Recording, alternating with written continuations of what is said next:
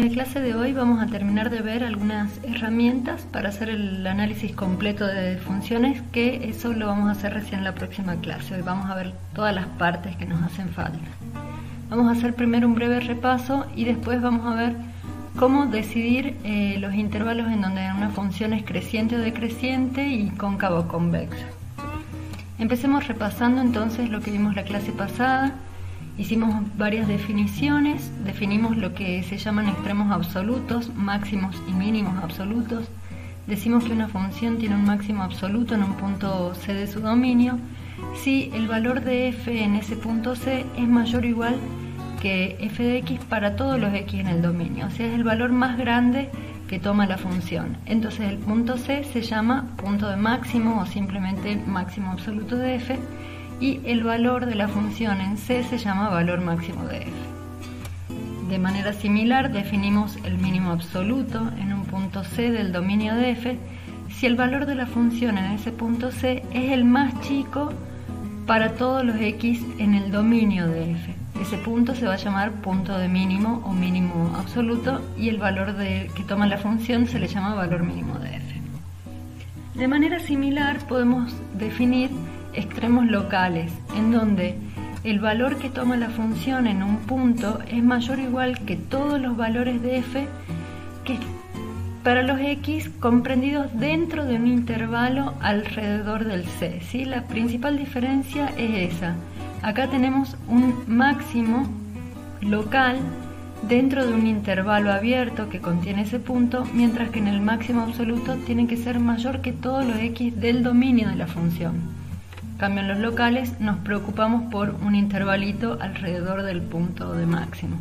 Bueno, en estos casos le vamos a llamar entonces máximo local. Y de manera similar, una función tendrá un mínimo local en un punto del dominio si f en d es menor o igual que f en x para todos los x en un intervalo que contiene el punto d. Y ese punto le vamos a llamar mínimo local.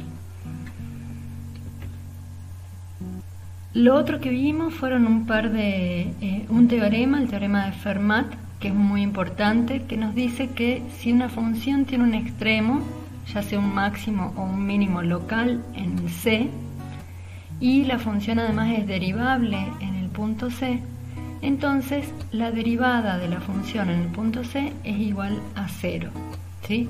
Fíjense que acá es importante pensar cuáles son las hipótesis del teorema. El teorema nos dice que la función tiene un extremo, un máximo o un mínimo local en C. No sé cómo lo calculamos, no nos está diciendo cómo calcularlo, nos dice que partimos de una función que sabemos que tiene un extremo en C. Además sabemos que es derivable en ese punto, entonces la conclusión es que la derivada en el extremo va a ser igual a 0. Y lo que es importante es que cuando utilizamos un teorema, ver bien cómo es la implicancia. Acá no es lo mismo partir desde la conclusión y querer encontrar lo que dice la hipótesis, ¿sí? Si decimos que partimos que tenemos una función que en C su derivada es 0, eso no implica que C sea un extremo, ¿sí? No podemos ir en dirección contraria a lo que nos dice el teorema. Puede pasar, pero no es que sea seguro como sí lo es en el otro sentido. Además, hemos definido los puntos críticos de una función. Un punto crítico es un número del dominio, tiene que estar en el dominio de la función, tal que la derivada se anula en ese punto si f' en c es 0, o la derivada no existe en ese punto. Esos son los puntos críticos de una función. ¿Para qué nos sirvieron estas definiciones? Bueno, para buscar extremos en intervalos cerrados. Habíamos visto en clases anteriores que en un intervalo cerrado, por el teorema de Weierstrass, podemos asegurar que las funciones tienen máximo y mínimo absoluto. Lo que no sabíamos hasta ahí era cómo encontrar el lugar en el que se ubicaban esos máximos y mínimos. Bueno, entonces ahora hemos hecho como un método un poco mecánico para buscar los máximos y mínimos en un intervalo cerrado. Lo primero que hacemos es verificar la continuidad en el intervalo cerrado, porque entonces ahí caemos en la hipótesis del teorema de Weierstrass, que nos asegura que va a tener un máximo y un mínimo. Si no se verifica eso, no podemos estar seguros, ¿sí? En un segundo lugar, buscamos los puntos críticos de la función, todos los puntos críticos que tenga, ¿sí?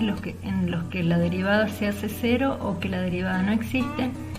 Y luego evaluamos la función en los extremos del intervalo cerrado que estamos analizando y además en todos los puntos críticos que hayamos encontrado que caigan en ese intervalo. Puede haber algunos puntos críticos que no caigan en este intervalo, no me interesan, solamente me quedo con aquellos que caen dentro del intervalo cerrado que yo estoy estudiando. Bueno, y por último hacemos una comparación, ¿sí? Pesamos más o menos, vemos cuánto da la función en los extremos del intervalo y en los puntos críticos y elegimos cuál es el más grande y cuál es el más chico para decidir cuál es el máximo y el mínimo absoluto. Bien, hoy vamos a seguir viendo algunos teoremas al principio que nos van a servir para brindarnos estas herramientas que queremos para hacer el análisis completo de una función. Vamos a empezar enunciando el teorema de Rolle, que nos dice que tenemos una función que cumple, que es continua en un intervalo cerrado, que es derivable en el intervalo abierto a b y que además el valor de la función en un extremo del intervalo es igual al valor de la función en el otro extremo del intervalo, ¿sí? Está dando lo mismo en ambos extremos del intervalo. Bien, estas son las hipótesis de mi teorema. Entonces, el teorema de Rolle nos dice que si se cumplen estas tres cosas, existe al menos un valor c en el intervalo abierto a b, tal que la derivada de la función en ese punto es igual a 0. Vamos a ver la demostración. Por ahí yo estoy incluyendo las demostraciones formales de los teoremas, no tanto porque vayamos a pedirles que hagan una demostración, sino porque muchas veces las herramientas, los trucos matemáticos que se usan en las demostraciones nos pueden servir para hacer otros ejercicios, ¿sí? Bueno, y además está bueno también que se vayan interiorizando en cómo se hacen las demostraciones matemáticas. Bueno, llamemos k al valor que toma la función en los extremos, ¿sí? Dijimos acá en las hipótesis que la función en a es igual a la función en b, le pongamos que es un valor k. Tenemos una primera opción. Podemos pensar que tenemos una función que es constantemente k, ¿sí? Vale lo mismo en los extremos, pero también vale lo mismo en todo el intervalo. Tenemos la función constante k. Si pensamos que la f es la constante k y la derivamos, la derivada de una constante nos da 0. Por lo tanto, ahí encontramos que se cumple la conclusión del teorema, ¿sí? Listo. Veamos entonces otro caso, el caso más general, en donde la función no es una constante, ¿sí? Entonces, existe una x en el intervalo AB, tal que f de x o es mayor que k, que es el valor en los extremos, o es menor que k, una de las dos cosas, ¿sí? Simplemente estamos diciendo no toma en todo el intervalo el mismo valor que en los extremos, entonces o es más grande o es más chico. Pueden pasar las dos cosas, pero bueno, al menos una de ellas. Por el teorema de Weierstrass, como la función es continua en el cerrado, sabemos que esta función va a tener un máximo y va a tener un mínimo en el intervalo cerrado AB. Supongamos que estamos en el caso en que para ese x en el intervalo cerrado AB, la función es mayor que el valor en los extremos. Entonces, ya con que en un punto tengamos que la función es más grande que lo que vale en los extremos, podemos asegurar por el teorema de Weierstrass que lo que va a tener esta función va a ser un máximo en el intervalo abierto AB. Ahora, por el teorema de Fermat, si ya sabemos que tiene un máximo, entonces podemos concluir que la derivada de la función en ese punto va a ser 0. Y ahí terminamos de demostrar lo que nos dice el teorema de Rolle. Veamos el otro caso. Si suponemos que f de x es menor que k, menor que lo que vale en los extremos, o sea, hay un punto en el que toma un valor un poco más chico que lo que los extremos, Entonces ya podemos asegurar que la función va a tener un mínimo en el intervalo abierto. Y por lo mismo que decíamos recién, por el teorema de Fermat, si yo sé que tengo un extremo, la derivada de la función en el valor extremo es 0, y ahí queda demostrado el teorema de Rolle. Gráficamente, ¿qué es lo que estamos diciendo? Tenemos una función que toma el mismo valor en los dos extremos del intervalo, y este teorema me dice básicamente que hay algún lugar en el medio en el que la función pega la vuelta para volver a tomar el valor del extremo, ¿sí? Puede tener uno o puede tener muchos puntos en el que se satisface que f' de c es igual a 0, pero tiene al menos uno, y eso es lo que nos dice el teorema, ¿sí? Con que tenga uno ya me alcanza. Entonces, si nos fijamos acá en estas dos demostraciones que hemos hecho, cuando tenemos un intervalo en el que f de x es mayor que el valor en los extremos, vamos a decir es esto que está pintado en rojo, en todos estos x, f de x es mayor que k, que es el valor de la función en los extremos. Bueno, hay algún lugar en ese intervalo en donde la derivada, o sea, la pendiente de la recta tangente a la función en un punto, es igual a 0. ¿En dónde es? En esta lomita que tenemos acá, ¿sí? En este máximo local. Y la segunda parte de la demostración, si tenemos algún x que tiene valores menores que k, sería la parte azul de esta función. Bueno, allí también vamos a encontrar un punto al menos en el que la derivada se hace 0, ¿sí?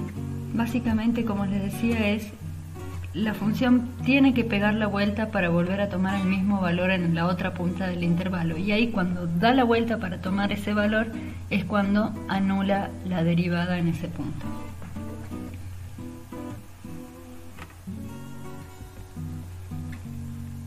Veamos algunos semi-ejemplos. Tomemos un intervalo cerrado, el intervalo cerrado que va de 0 a 1, y tenemos esta función definida por partes, en donde desde 0 hasta 1 sin tocarlo, sin el intervalo semicerrado 0, 1, la función vale la recta x, y para x igual a 1 vale 0. Si evaluamos la función en los extremos de este intervalo, f de 0, tenemos que tomar el primer tramo de la definición, vale 0, y f de 1 está definido como igual a 0. O sea que acá tenemos que se cumple que el valor de la función en los extremos es el mismo. Entonces uno podría decir, bueno, listo, mi teorema de Rolle me dice que yo tengo que poder encontrar un c tal que f' en c vale 0. Entonces yo me tiro a hacer la derivada. La derivada de esta función para el intervalo abierto 0, 1, que es el que me interesa, va a ser la derivada de la x, que es la constante 1. O sea, yo no puedo encontrar ningún valor c en el intervalo abierto 0, 1 tal que f' sea 0. Entonces, ¿qué está pasando? ¿Por qué no se cumple lo que me dice el teorema de Rolle si yo partí de que f en a era igual a f en b? Bueno, el punto es que todas las hipótesis se tienen que verificar para que yo pueda concluir lo que dice el teorema, ¿sí? Si no, no sé, puede ser que sí, puede ser que no, pero no lo puedo asegurar. ¿Qué es lo que está pasando acá? Que la función no es continua en el intervalo cerrado 0, 1, porque fíjense que acá teníamos una recta que valía x en el 0, 1 sin tocarlo, y cuando x es igual a 1 vuelve a valer 0. Si lo pueden dibujar, van a ver que ahí pega un salto justo en el extremo superior del intervalo que estamos analizando. O sea que la función no es continua, no podemos aplicar el teorema de Rolle para analizarla. Veamos esta otra función. En el intervalo menos 1, 1 tenemos la función raíz de módulo de x. Va a estar bien definida porque la raíz cuadrada suele tener problemas para los números negativos, pero acá, al estar evaluada en el módulo de x, salvamos todas esas dificultades, ¿sí? Está bien definida para cualquier número, así que en particular en el intervalo menos 1, 1 está bien definida. Cuando tenemos barra de módulo uno puede pensar que tengo una función definida por partes, ¿sí? La escribamos de la forma esta más usual. Va a ser la raíz de x si x es mayor o igual que 0, o la raíz de menos x si x es menor que 0. Si evaluamos la función en los extremos del intervalo, f en menos 1 va a valer 1 y f en 1 también vale 1, o sea que estamos en el caso en el que el valor de la función en los extremos es la misma. Entonces yo salgo a buscar, a preguntarme cuál será, o existirá este c tal que f' de c es 0. Entonces, si yo hago la derivada de esta función, puedo derivar cada tramo de la definición y me quedo con los intervalos abiertos, ¿sí? Entonces si yo hago la derivada de la raíz de x, bueno, es como x a la 1 medio, va a ser 1 medio por x a la menos 1 medio, esto para los x mayores que 0, ¿sí? Dejo abierto el intervalo este, y bueno, hago la derivada para los x menores que 0, que me queda 1 medio de menos x a la menos 1 medio. Y lo que podemos hacer es, que no lo voy a hacer yo acá, es verificar cuánto es la derivada en x igual a 0, que tendría que hacer el límite del cociente incremental por derecha y por izquierda, y lo que voy a descubrir es que esta función no es derivable en el 0. Entonces, fíjense que acá lo que me está pasando es que para cualquiera de estos tramos nunca se anula esta derivada, ¿sí? No puede ser 0 nunca, porque acá tengo, fíjense que tengo un exponente negativo, o sea que está en el denominador. Este tramo nunca se va a hacer 0 y este tramo tampoco. Y además en el 0 no existe. Entonces, ¿por qué no puedo encontrar el punto C en el que la derivada sea 0, que me lo tenía que, según Rolle tendría que encontrarlo? Bueno, no, el punto es que no se está cumpliendo el segundo punto de las hipótesis del teorema de Rolle, en donde la función tiene que ser derivable en todo el intervalo abierto, y acá lo acabamos de decir, no es derivable en x igual a 0. Entonces no tengo por qué esperar encontrarme con un valor c en el que la derivada dé 0. Y un último no ejemplo,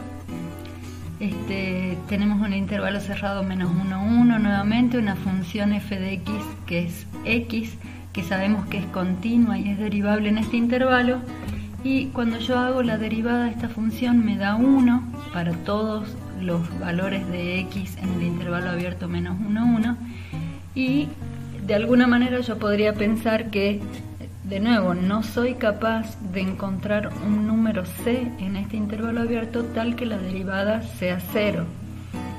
Bueno, y de nuevo, el punto es que no se está cumpliendo que el valor de la función en los extremos sea el mismo, ¿sí? F en menos 1 es menos 1 y en f en 1 vale 1, o sea que no son iguales. No puedo aplicar este teorema. Bueno, este es solo algunos ejemplos para ver que siempre en que usemos teoremas tenemos que verificar que todas las hipótesis del teorema se cumplan antes de asegurar lo que dice la tesis. Veamos otro teorema más que nos va a servir para demostrar más adelante algunas de las propiedades del crecimiento y decrecimiento de las funciones. El teorema del valor medio nos dice que tenemos una función que es continua en un intervalo cerrado AB y es derivable en el intervalo abierto AB. Entonces nos asegura que existe un número c en el intervalo abierto en el que la derivada de la función en ese punto es igual a la pendiente de la recta que une los extremos de la función en el intervalo AB, ¿sí? A f de A y B f de B, que sería que une es la recta secante. Lo que estamos diciendo es, en un punto C, dentro del intervalo abierto B, la derivada de la función, o sea, la pendiente de la recta tangente a la función en ese punto, es igual a la pendiente de la recta secante que une los extremos del intervalo. Lo podemos ver gráficamente. Acá tenemos el intervalo AB y los valores de f de A y f de B. Y si construimos la recta secante, ¿sí? La que une los dos extremos del intervalo es esta que está pintada en azul. Entonces, este teorema nos dice que si la función es continua y derivable en este intervalo, vamos a encontrar algún valor entre A y B, tal que la pendiente de la recta tangente en ese punto, o sea, la derivada en ese punto, tiene la misma pendiente que la de la recta secante. Entonces, yo lo que voy a hacer es trasladar de manera paralela esta recta hasta encontrar cuál es el punto que tiene la misma pendiente, ¿sí? Y es ese en este dibujo. Este punto es el C, tal que la derivada de la función en C es igual a la pendiente de la recta azul. Acá les dejo un enlace en el que pueden jugar un poquito más con este teorema del valor medio, moviendo los extremos, ¿sí? Si tenemos una función dibujada en todo su dominio, pueden ir moviendo los extremos hasta encontrar el punto C, que satisface que la derivada de la función o la pendiente de la recta tangente de la función en ese punto, que sería la recta roja, es paralela a la recta secante que une los extremos del intervalo.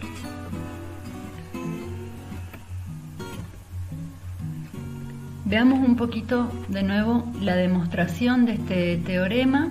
Escribamos qué es la recta secante. Es una recta, acá está escrito en la forma más general de la recta, en donde tenemos una pendiente M, en donde M es f de B menos f de A sobre B menos A, o sea, delta I sobre delta X. Esa es la pendiente de cualquier recta que pasa por los puntos f de A y f de B, y a esa pendiente la multiplicamos por x menos A, de manera que cuando yo evalúo en A, todo este término se me hace 0, y le sumo el valor de f en A para que justamente en el punto A coincida la recta con la función. Esto es simplemente la ecuación de una recta que pasa por el punto A y B, f de A y f de B. Definamos una función f grande que sea nuestra f, la f de nuestro teorema, menos la recta secante. ¿Qué es lo que estamos haciendo acá? Esto es la distancia vertical entre un punto que esté en la curva de nuestra función y un punto que esté sobre la recta secante. ¿Sí? En el gráfico que veíamos recién en la otra pantalla, tendríamos que tomar un punto sobre la curva negra y ese punto para ese valor de x sobre la recta azul, que era la recta secante. Y esa es la distancia, ¿sí? Esta es la función f grande, es esa distancia entre un punto en la curva y un punto en la secante. Si la escribimos, ¿sí? Utilizando esto que hemos hecho acá, la f grande, entonces la f chiquita menos f de A menos, acá anoté simplemente el valor de la pendiente, por x menos A. Fíjense que decimos la distancia, la f grande es la distancia entre un punto en la curva y un punto en la secante, y la curva y la secante tanto en A como en B se tocan, ¿sí? O sea, f de A me tiene que dar 0 y f de B me tiene que dar 0. Eso lo pueden probar o bien desde el gráfico como estaba tratando de decirles recién, y si no, evalúen acá A y B. Por ejemplo, si yo pongo A en esta ecuación, f en A, me queda f en A menos f en A, esto se me hace 0, y A menos A se hace 0 y está multiplicando, o sea que f en A me da 0, ¿sí? Lo pueden hacer también con el B. Pero bueno, desde el gráfico es más fácil porque justamente la distancia entre un punto de la curva y el punto de la recta secante en los extremos del intervalo es 0. Entonces, ¿qué hacemos con esto? Tengo que en los extremos del intervalo esta función toma el mismo valor.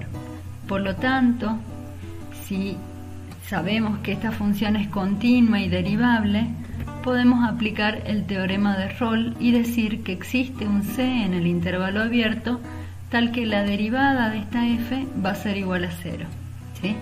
Acá yo salteé un poquito, la f grande sabemos que es continua y derivable porque la f chiquita y la recta lo son, entonces puedo asegurar que se cumplen las hipótesis del teorema de Rolle. Entonces, calculemos cuánto es la f grande prima. Si yo tengo que derivar esta función, me va a quedar que es la derivada de la f chiquita menos, y acá tengo que ver, acá f es una constante, su derivada es 0. Y acá tengo la recta, ¿sí? La derivada de esto es una constante por x menos a, o sea que la derivada me va a quedar directamente la constante. Y el teorema de Rolle me dice que existe un c en el intervalo abierto en donde esto tiene que ser 0. Lo planteamos así y de acá podemos despejar que f' en c es f de b menos f de a sobre b menos a, que es lo que nos decía el teorema del valor medio. Veamos ahora las definiciones de funciones crecientes y decrecientes. Por ahí esto es un poco intuitivo decir cuándo una función es creciente o decreciente. Lo que vamos a hacer acá es formalizar esa definición, ¿sí? Decimos que una función f definida en un intervalo abierto y se dice creciente sobre ese intervalo si, solo si f de x1 es menor que f de x2 cuando x1 es menor que x2. ¿Sí? Con x1 y x2 en ese intervalo abierto en el que estamos trabajando. ¿Qué estamos diciendo? Que a medida que aumentamos el valor de las x, aumenta el valor de f de x, ¿sí? De manera similar, una función decimos que es decreciente, debería decir acá, decreciente sobre y, si, solo si, al tener x1 menor que x2, tenemos que f de x1 es mayor que f de x2, o sea que a medida que aumentamos el valor de x, disminuye el valor de f de x. Ahí, en ese caso, f es decreciente en ese intervalo. Si en un intervalo una función es solamente creciente o solamente decreciente, decimos que la función es monótonamente creciente o monótonamente decreciente, ¿sí? Por ahí van a ver esta definición de f es monótona en un intervalo, quiere decir que solo crece o solo decrece. Pero en general las funciones en su dominio van a estar creciendo y decreciendo, ¿sí? Lo que vamos a ver ahora es cómo descubrir los intervalos en los que crece y los intervalos en los que decrece. Entonces vamos a apelar a este teorema. Si tenemos una función que es continua en un intervalo cerrado a b y derivable en un intervalo abierto a b, y tenemos que la derivada de la función es positiva en el intervalo abierto a b, entonces decimos que la función es creciente en ese intervalo cerrado. ¿Sí? Que esto sería más o menos, si lo vemos, acá son algunas nada más. En este tramo, las derivadas de la función, o sea, las pendientes de la recta tangente a la función, son positivas. Y justamente podemos ver que en ese tramo la función es creciente. Lo mismo pasa en este tramo de acá. Acá tenemos que la derivada es positiva, en este tramo la función es creciente. Y si la derivada es negativa, entonces vamos a decir que la función es decreciente en ese intervalo.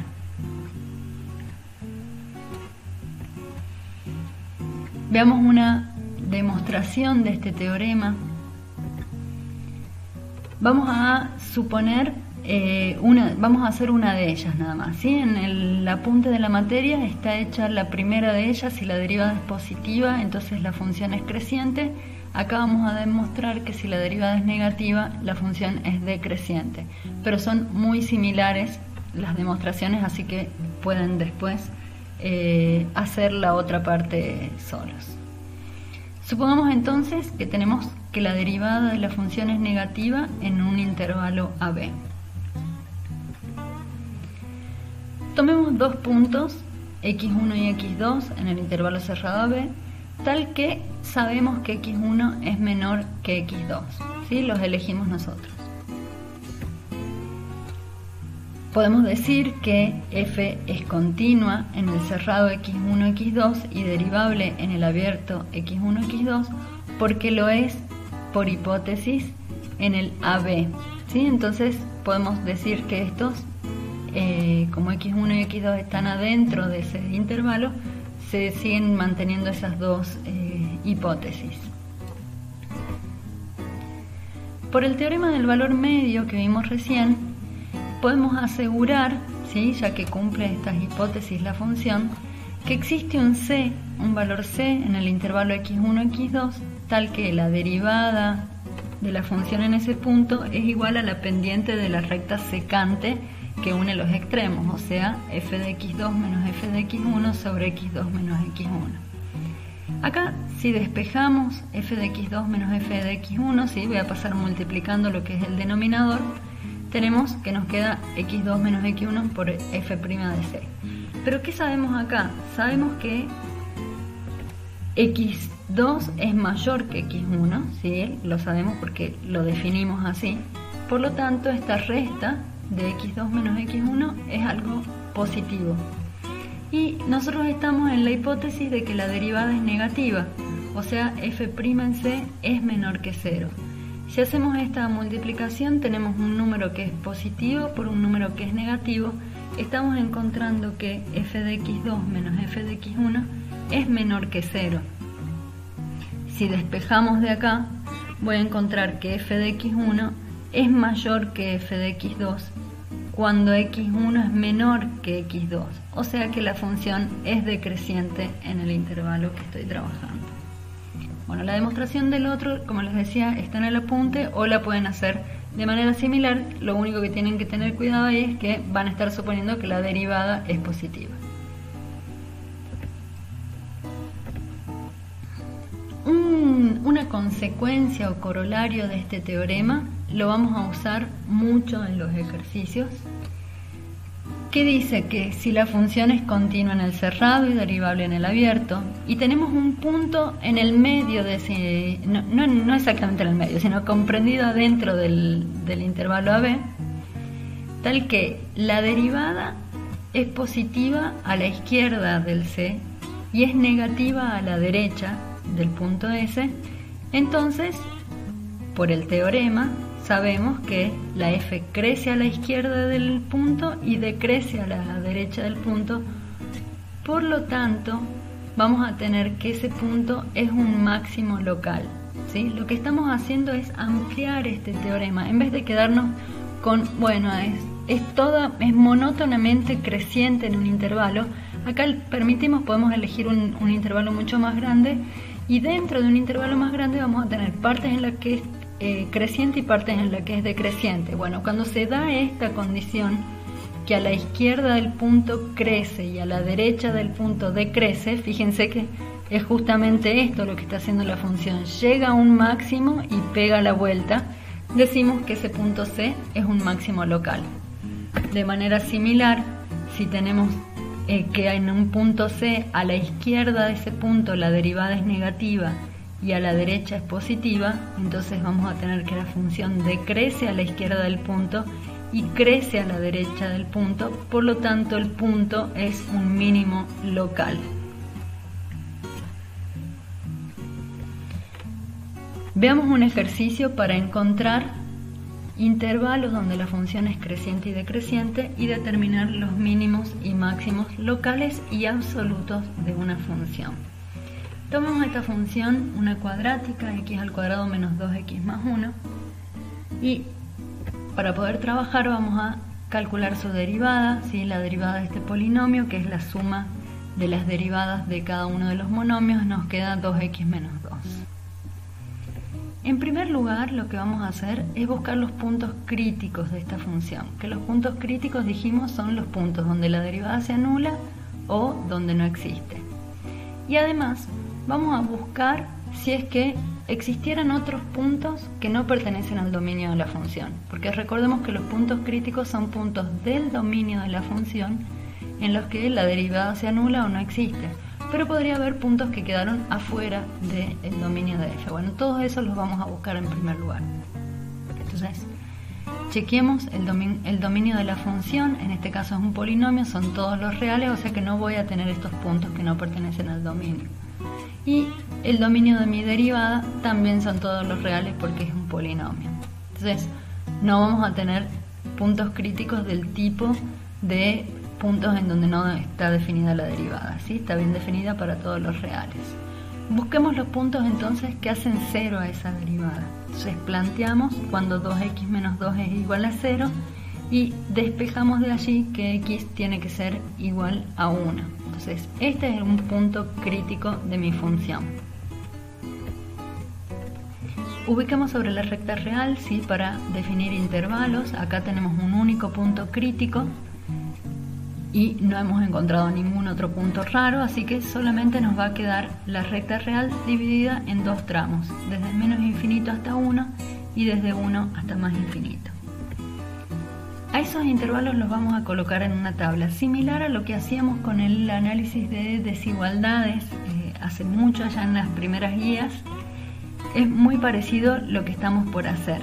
Lo que yo quiero ver es en qué intervalos la función es creciente y decreciente. O sea que yo necesito saber en qué intervalos la derivada es positiva y negativa, ¿sí? Que eso con el teorema que vimos recién, si yo puedo saber en qué intervalos la derivada es positiva, inmediatamente voy a saber que en ese intervalo la función es creciente, y si la derivada es negativa, la función va a ser decreciente. Entonces eso es lo que estamos tratando de hacer. Bueno, nos construyamos esta tabla con los intervalos puestos en las columnas, y acá, bueno, yo lo escribí de una manera a la derivada, es la constante 2 multiplicada por x menos 1. Es medio inútil en este ejercicio separarlo como dos factores multiplicativos, porque el 2 es una constante que es siempre positiva, no importa en qué intervalo está, pero preferí dejarlo así separado para que les recuerde a ustedes que si acá tienen un factor multiplicativo que involucra x, lo tienen que poner en uno de los renglones de esta tabla, ¿sí? Bueno, entonces ponemos cada uno de los factores de la derivada en los renglones, y ahora evaluamos en un punto cualquiera adentro de cada uno de estos intervalos que hemos definido. Entonces, por ejemplo, yo tomo un número en el intervalo menos infinito 1. Puede ser cualquiera, por ejemplo el 0, ¿sí? Que está dentro de este intervalo. 0 menos 1, este me da negativo, el 2 es siempre positivo, y ahora busco un número cualquiera en el intervalo 1 infinito.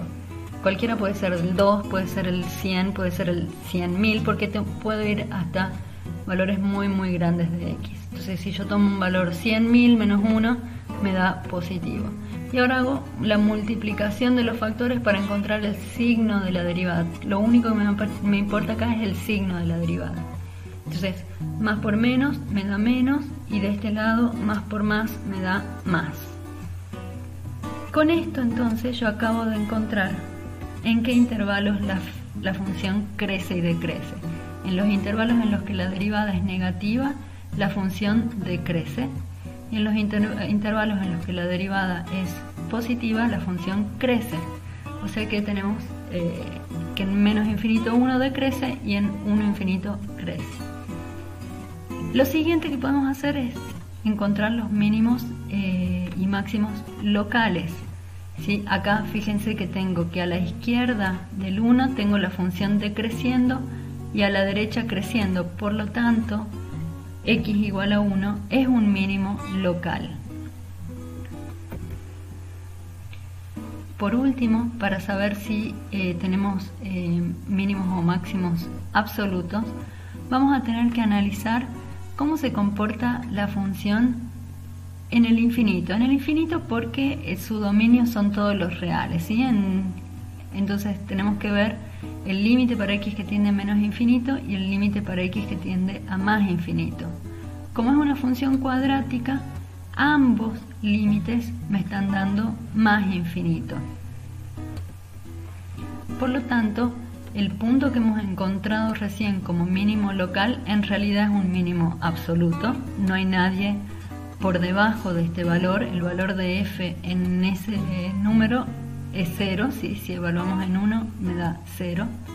Y la función no tiene máximos porque siempre puedo encontrar un x que me da un valor más y más grande.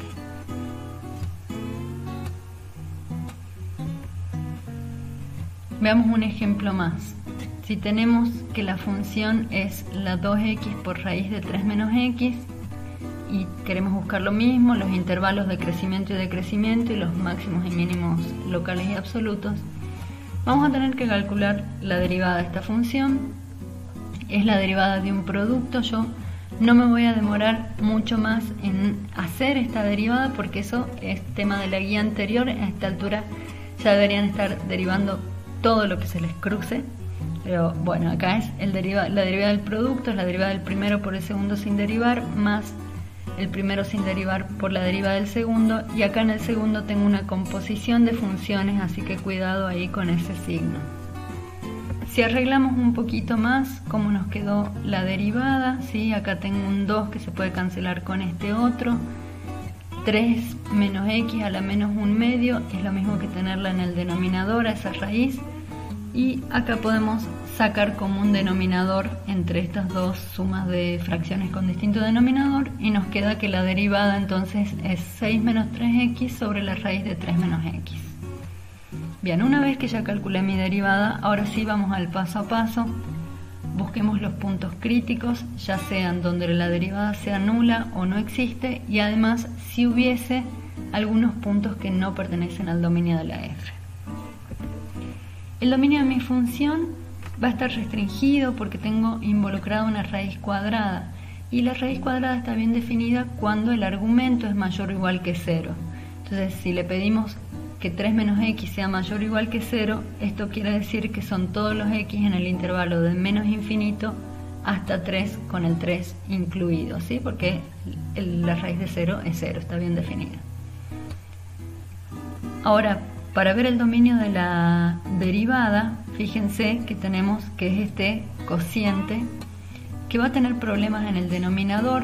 Los problemas son, o lo que le vamos a pedir es muy similar a lo que le hemos pedido a la función, pero no va a estar permitido que se haga 0 ese denominador, ¿no? Por lo tanto, el dominio de la f' va a ser el intervalo de menos infinito hasta 3, sin tocarlo al 3, porque no existe la derivada en ese punto. Entonces, x igual a 3 es un punto crítico del tipo en donde no existe la derivada, ¿ok? Además, entonces, ahora vamos a buscar otros puntos críticos en donde la derivada se haga 0. Entonces, si planteamos que esta función racional sea 0, para que una división sea 0, lo único que puede pasar es que el numerador se haga 0. O sea que de pedirle que el numerador sea 0, encontramos que x igual a 2 es el otro punto crítico.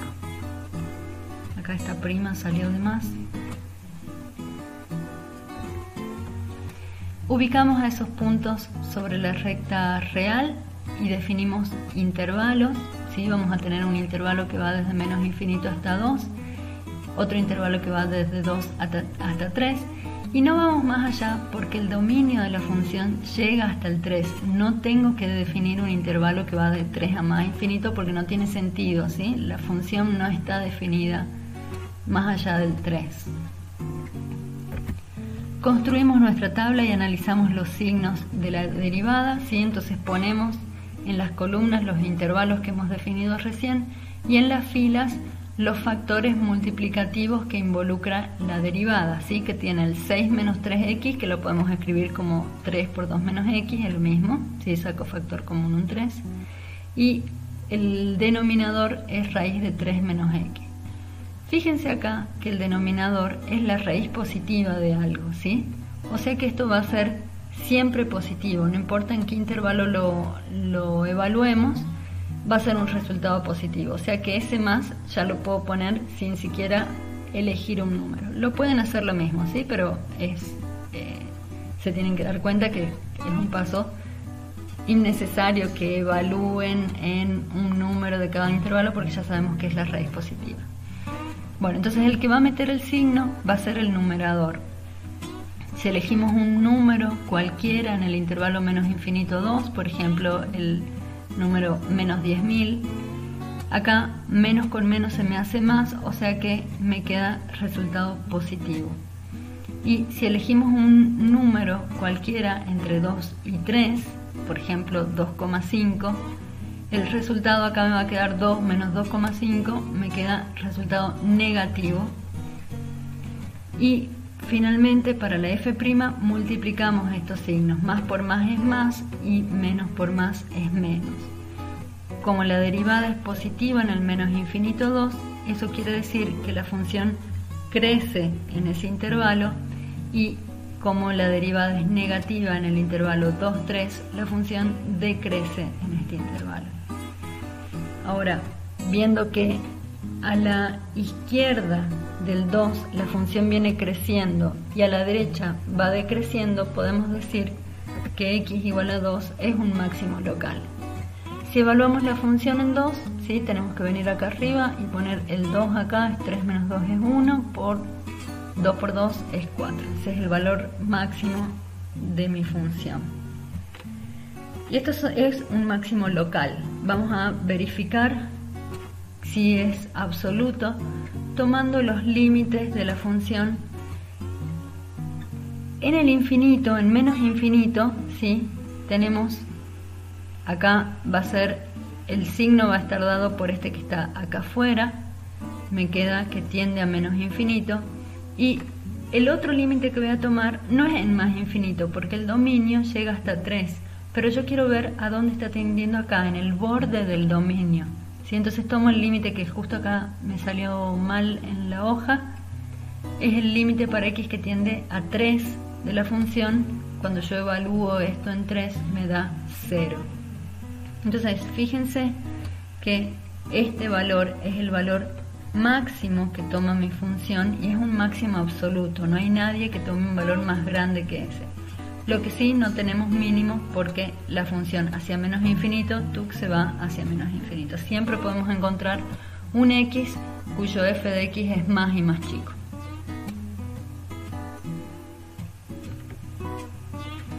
Hacemos un ejemplo más. Para determinar los intervalos en los que la función crece y decrece, tenemos la función 1 sobre x menos 2, ¿sí? Que es parecida a la función elemental 1 sobre x, desplazada 2 unidades hacia la derecha, ¿sí? Como para ir teniendo también una idea de los gráficos de estas cosas. La derivada de esta función va a ser menos 1 sobre x menos 2 todo cuadrado. Vamos a buscarle los puntos críticos, o sea, los puntos donde la derivada es 0 o no existe, y los puntos que no pertenecen al dominio. El dominio de esta función sí va a tener un agujerito porque no está definida para x igual a 2, o sea, el dominio de la f son todos los reales salvo el 2. Y el dominio de la f', bueno, va a tener el mismo problema que ya tenía la f, o sea que el dominio de la f' es igual al dominio de mi función original. No tenemos puntos del dominio en los que no exista la derivada, porque si en el punto que no existe la derivada no pertenece al dominio, o sea que ese no podemos decir que sea un punto crítico. Si planteamos que la derivada se haga 0, ¿sí? Tenemos este cociente de dos números y pedimos que se haga 0, eso no puede pasar para ningún valor de x, porque tendría que anularse el numerador, y el numerador es la constante 1, o sea que no hay puntos críticos en esta función. O sea que en este paso que vamos a definir intervalos, los intervalos van a estar dados por lo que es el dominio de la función solamente, no hemos encontrado puntos críticos, ¿ok? Así que está dividido entre menos infinito y 2 y el otro intervalo es de 2 a más infinito. Los graficamos, los colocamos en la tabla y evaluamos el valor de la derivada, el signo de la derivada en cada uno de esos intervalos. Y fíjense que de hecho no me hace falta hacer demasiadas cuentas porque la derivada es menos 1 sobre x menos 2 al cuadrado. El denominador, que está al cuadrado, es siempre un número positivo. Por lo tanto, la derivada es siempre un número negativo. Entonces, si la derivada es negativa, la función decrece en estos intervalos.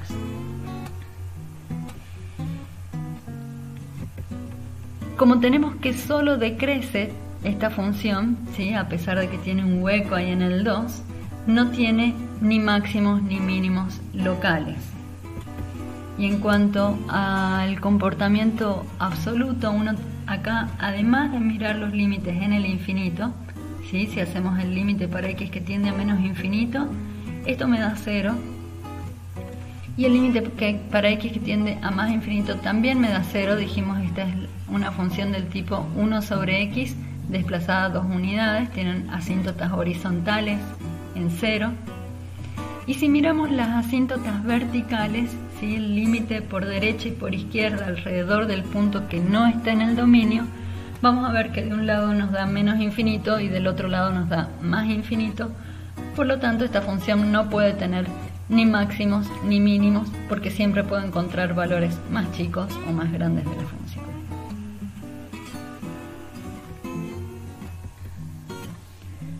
Bueno, este es el resumen entonces de los pasos que uno tiene que hacer para determinar los intervalos en los que una función es creciente o decreciente y para encontrar los puntos de máximo y mínimo local y absoluto. Entonces, esto es lo que hacemos casi de manera mecánica, ¿sí? Buscamos los puntos críticos de la función y también buscamos los puntos que no pertenecen al dominio de la función. Los ubicamos en la recta para definir los intervalos y esos intervalos me van a ayudar a construir una tabla en la que yo voy a analizar los signos de la derivada primera. ¿Cómo analizo los signos? Bueno, evalúo los factores multiplicativos en números que caen dentro de cada intervalo de los que definí y me quedo con el signo de esos factores. Así entonces, donde el signo de la derivada primera es positivo, puedo decir que la función crece por el teorema, y si es negativo, la función decrece. Una vez que yo ya seleccioné los intervalos de crecimiento y decrecimiento, me fijo qué pasa alrededor de los puntos que tengo marcados, ¿sí? Si de un lado decrece, del lado izquierdo decrece y del lado derecho crece, voy a estar frente a un mínimo local, y si del lado izquierdo crece y del lado derecho decrece, voy a estar frente a un máximo local. Por último, para saber si los puntos que yo encontré son solo máximos y mínimos locales o absolutos, voy a tener que analizar los límites en el infinito o en los bordes del dominio que me definieron, y si hubiese asíntotas verticales también voy a tener que analizarlas para saber si existen los máximos y mínimos absolutos.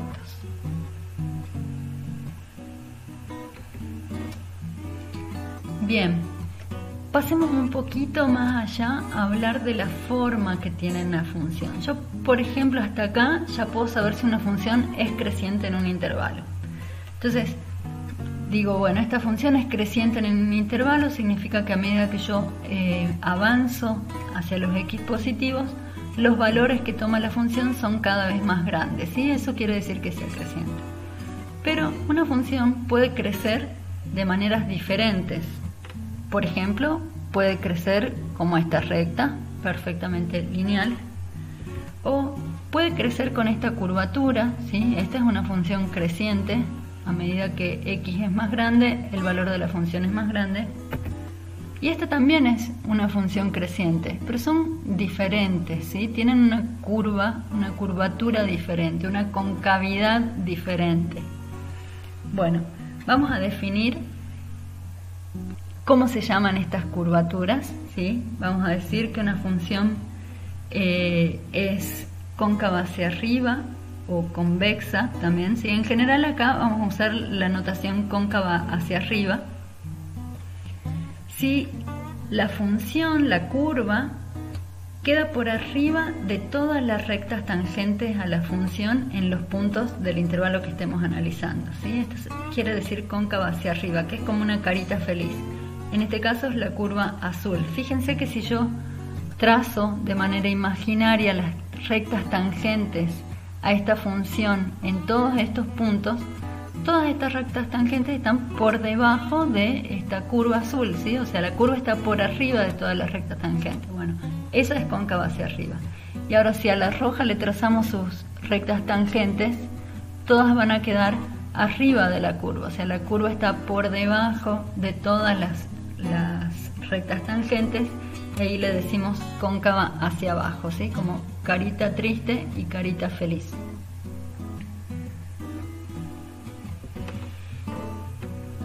¿Cómo encontrar los intervalos entonces de distintas concavidades de la función? Entonces, si tenemos las derivadas segundas, la función tiene derivada segunda en un intervalo abierto, y si la derivada segunda es positiva para todos los x en ese intervalo, entonces decimos que la función es cóncava hacia arriba en ese intervalo. Entonces, derivada segunda positiva, cóncava hacia arriba. Y si la derivada segunda es negativa, entonces la función es cóncava hacia abajo. Como memotecnia podemos usar esto, que si es positivo es hacia arriba, es como la alegría y esas cosas, es carita feliz, arriba, positivo, todos sentimientos buenos. Entonces, f segunda positiva, cóncava hacia arriba, que es la carita feliz. Veamos este ejemplo, que es un clásico para ver las concavidades. F de x es x al cubo. Vamos a ir hasta la derivada segunda ahora, ¿sí? Entonces calculamos la derivada primera de esta función, es la 3x al cuadrado, y la derivada segunda es 6x. Si nosotros queremos evaluar en qué intervalo la derivada segunda es positiva, entonces vamos a pedirle que 6x sea mayor que 0. Y eso se va a satisfacer para los x mayores que 0. O sea, para los x mayores que 0 la función es cóncava hacia arriba. Y si queremos ver los intervalos, en el intervalo en el que la derivada segunda es negativa, le pedimos que 6x sea negativo. O sea, para los x menores que 0 la función es cóncava hacia abajo. Y acá tenemos entonces el gráfico de la x al cubo. Fíjense que en el 0 está cambiando la concavidad de la curva, ¿sí? Del 0 para arriba, para los valores más grandes que 0, la función tiene esta concavidad, carita feliz. Y para los valores menores que el 0, es cóncava hacia abajo. Vamos a agregar una definición más, que es la de punto de inflexión. Tenemos una función continua en un intervalo y derivable en ese intervalo, salvo tal vez en un punto x0 de ese intervalo, ¿sí? Puede que no cumpla la derivabilidad en un punto. Si la curva pasa de ser cóncava hacia arriba a ser cóncava hacia abajo en el punto x0, f de x0, o al revés, ¿sí? Pasa de ser cóncava hacia abajo a ser cóncava hacia arriba. O sea, si está cambiando la concavidad en ese punto se llama punto de inflexión. Hay algo importante que no hay que confundir, que es que los puntos de inflexión no son lugares donde la derivada segunda se anula, ¿sí? Para pensarlo, y ya lo vamos a ver con un ejercicio también acá, piensen qué le pasa a la función x a la cuarta, ¿sí? ¿Cuáles serían los puntos de inflexión? ¿Cómo estamos buscando esos puntos? Entonces, pensemos en esta función para ver por qué vale hacer esta aclaración de que los puntos de inflexión no es cuando la derivada segunda se anula, sino que un punto de inflexión es cuando se produce un cambio de concavidad de la curva. Pasa de ser cóncava hacia arriba a ser cóncava hacia abajo, o al revés. Veamos para esta función cuáles son los intervalos en donde ella es cóncava hacia arriba o hacia abajo, y además nos piden dar los puntos de inflexión. Entonces tenemos la función que es un polinomio de grado 4, x a la cuarta menos 4x cuadrado más 1.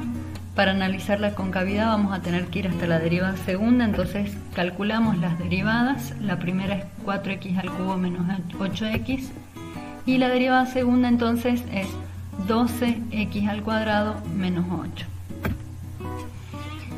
Vamos a buscar los puntos que hacen 0 a la derivada segunda y los puntos que no pertenecen al dominio. Esto es para mantener el formato de lo que hacíamos con la derivada primera, ¿sí? Es muy parecido al análisis que vamos a hacer. Igual en ambos, que yo no lo mencioné antes y los resolví solo usando tabla de valores de signos, en ambos yo puedo hacer la resolución de manera analítica completa, ¿sí? Yo estoy buscando acá, por ejemplo, para ver concavidad, los intervalos en donde la derivada segunda es mayor que 0. Tengo que resolver una desigualdad y encontrar la solución, ¿sí? Y por otro lado buscar los intervalos en donde esta función es negativa, o sea, resuelvo la desigualdad 2x al cuadrado menos 8 menor que 0.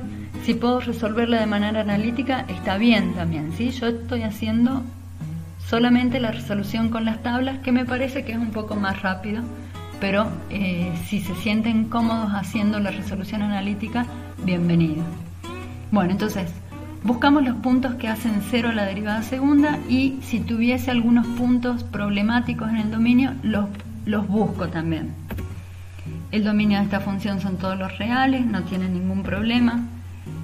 La derivada segunda también está bien definida para todos. Si quiero hacer que esto sea 0, acá yo trabajé un poquito. Ustedes lo pueden resolver como más les guste. Si yo saqué factor común el 12 y me quedó escrito de esta manera: 12 por x al cuadrado menos 2 tercios, igual a 0. Que de acá yo me doy cuenta que tengo una diferencia de cuadrados.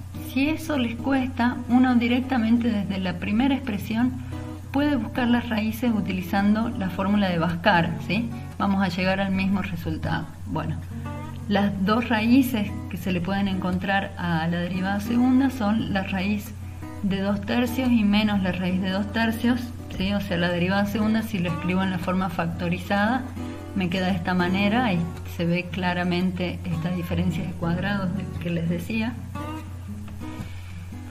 Entonces tenemos estos dos puntos que me hacen 0 a la derivada segunda.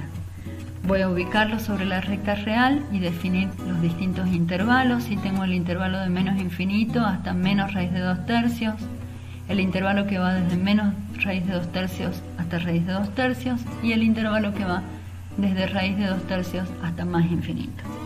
Todos ellos los coloco en una tabla y me fijo los signos de la derivada segunda, es decir, voy tomando valores en los intervalos que definí y voy a decidir en esta misma tabla sobre la concavidad de la función. Y bueno, ya nos fijamos también en los puntos de inflexión de paso.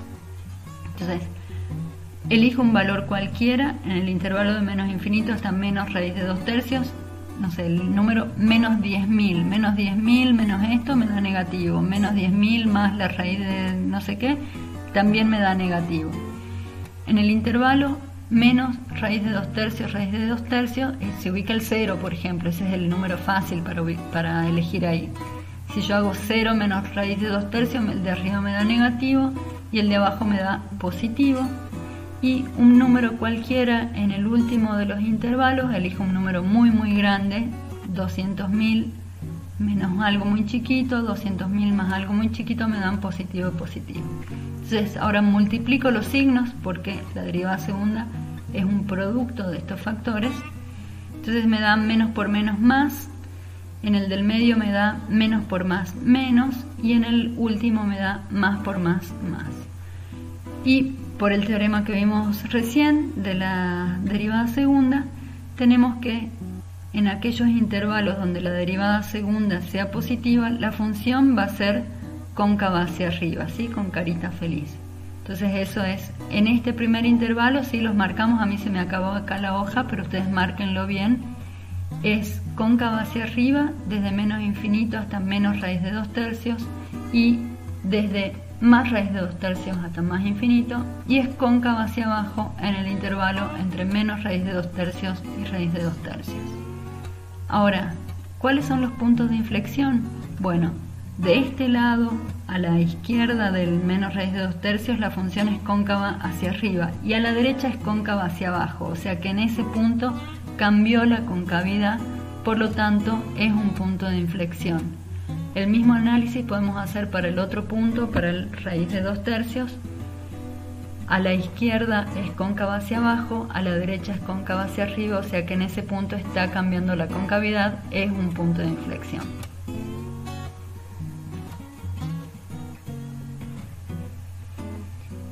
Bueno, y ya para terminar con las distintas herramientas que tenemos de análisis de las funciones, vamos a regresar por un segundo a otra manera que tenemos para calcular si un punto es un máximo o un mínimo local, y es con la prueba de la derivada segunda. Tenemos una derivada segunda que sea continua en un intervalo abierto que contiene el punto C, y tenemos este punto C que es un punto crítico, ¿sí? Un punto donde la derivada primera se anula. Si tenemos ese punto crítico y lo evaluamos en la derivada segunda, o sea, el punto crítico sale de la primera, no nos confundamos acá, ¿sí?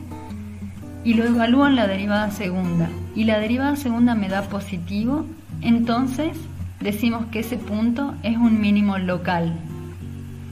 Si el punto crítico evaluado en la derivada segunda me da negativa, es un máximo local.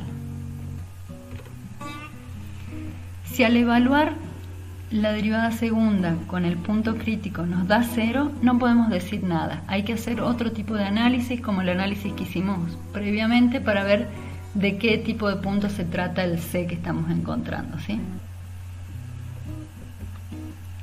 Veamos un ejemplo para encontrar máximos y mínimos locales usando esta prueba de la derivada segunda. Tenemos la función x por x menos 1 al cubo. Si hacemos la derivada primera, es la derivada de un producto, es la derivada del primero por el segundo sin derivar, más el primero sin derivar por la derivada del segundo. Acá podemos sacar factor común, arreglar un poquito más cómo se está viendo la derivada primera. Si saco factor común, x menos 1 al cuadrado, que está en ambos, y de acá me queda un x menos 1 más 3x. Bueno, y ahí podemos arreglarlo un poco más. Esa es mi derivada primera, en la manera más simplificada que la puedo escribir, que está de la forma factorizada. Hacemos ahora la derivada segunda, ¿sí? La derivada de este producto. De nuevo es la derivada del primero por el segundo sin derivar, más el primero sin derivar por la derivada del segundo. Puedo ver que tengo también factores en común acá, el x menos 1 está en ambos términos de la suma, lo voy a sacar multiplicando. También tengo un 2 por ahí, lo saco también. Y me queda, trabajemos un poquito ahí, ustedes hagan las cuentas con paciencia, si están escritas acá pueden ir siguiéndolas. Me queda que la derivada segunda es 2 por x menos 1 por 6x menos 3.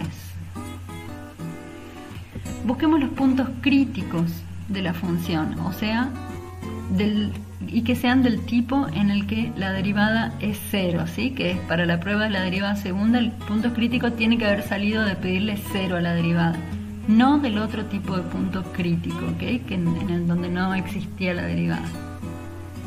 Entonces, veamos en qué valor de x se anula esta derivada. Como es el producto de dos factores, tiene que pasar que alguno de ellos sea 0. Entonces, un punto crítico es el 1 y otro punto crítico es un cuarto. Ahora, agarramos esos puntos críticos y los evaluamos en la derivada segunda, ¿sí? Para ver si es positivo o negativo. Entonces, si yo evalúo el x crítico igual a 1 en la derivada segunda, obtengo un 0. O sea que de este punto no puedo decir nada porque no me dio ni positivo ni negativo, ¿está bien? Y si evalúo la derivada segunda en el otro punto crítico, en un cuarto, ¿sí? Lo pongo acá, obtengo 9 cuartos, que es un número positivo. O sea que el 9 cuartos es un...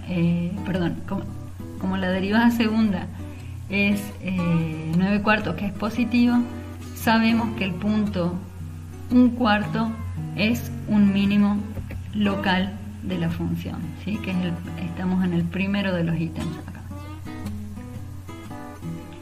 Bueno, eso sería todo por ahora. Ya tenemos todas las herramientas para hacer el análisis completo de la función, aunque las tenemos todas por separado. La clase que viene vamos a juntar todo eso y analizar una única función desde lo que es su dominio hasta el gráfico con las concavidades y convexidades